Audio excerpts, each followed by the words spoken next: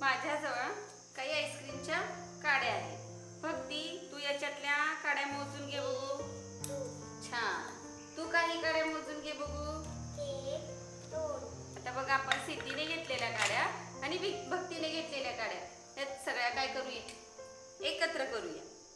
बघा, ह्या काड्या घे बघू प्रणव, ह्या मोजून दाखव।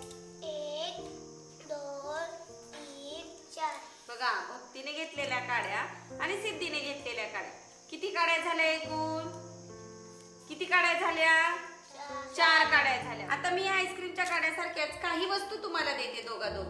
तुम्ही काय करायचं, त्या वस्तूमध्ये दोघात मिळून एक उदाहरण तयार करायचं। या दोघांना मी शिंपले देते, तू काही शिंपले घ्यायचे, चैत्राली तू काही शिंपले घ्यायचे। बेरीज करणं म्हणजे मिळवणं, एकत्र करणं, जमा करणं, ह्या संकल्पना मुलांना अगोदरच माहीत आहेत, फक्त बेरीज हा शब्द माहीत नाही आहे।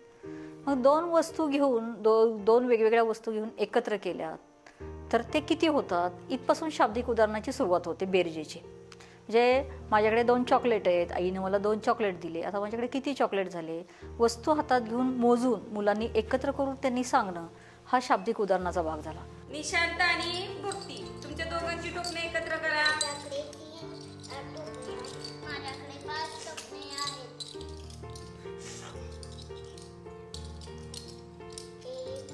एक मिळून किती झाले? 1 2 3 4 5 6 7 8। हा, भक्ती तुझं गणित सांग। माझ्या आईने मला 3 पेन दिले, माझ्या बाबांनी मला 2 पेन दिले,